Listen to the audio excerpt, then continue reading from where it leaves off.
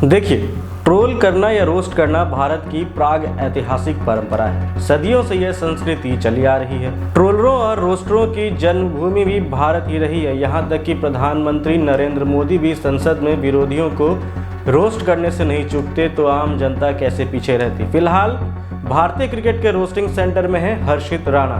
राणा वो खिलाड़ी हैं जिन्हें तीनों फॉर्मेट के लिए सबसे पहले चुना जाता है, लेकिन मैदान पर मौका बहुत कम मिलता है।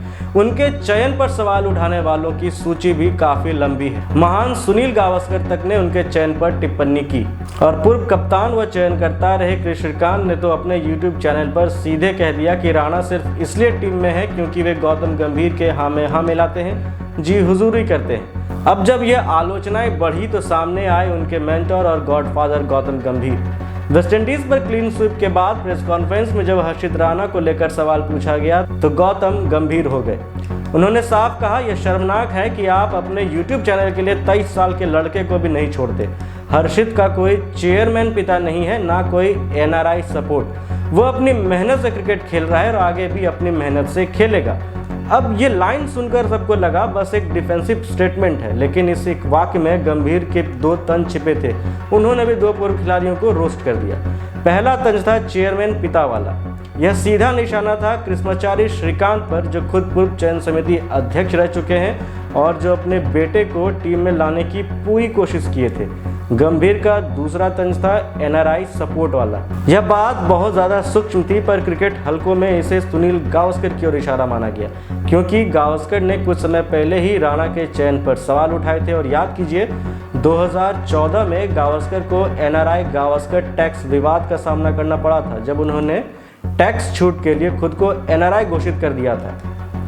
तब भी लोगों ने उन्हें NRI सुनील गावस्कर कहकर काफी ट्रोल किया था।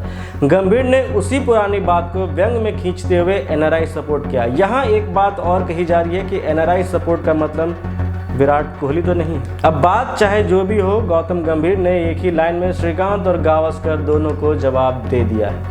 गंभीर ने आगे कहा, किसी को व्यक्तिगत रूप से निशाना बनाना गलत है।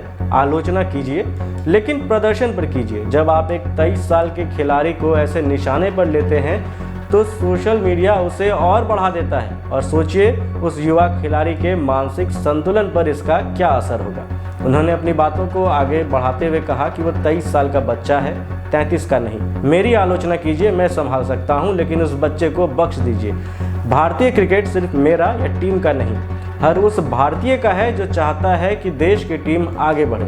और आखिर में गंभीर ने फिर तंज कसते हुए कहा कि TRP और YouTube चैनल चलाने के लिए किसी खिलाड़ी को मत कोसिए।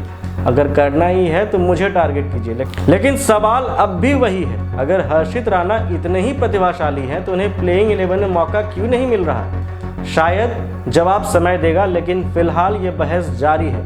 क्या यह रोस्ट वाकई जरूरी था या क्रिकेट की बहस अब निजी हो चुकी है? आपकी क्या राय है? कमेंट करके जरूर बताएं। Thank you.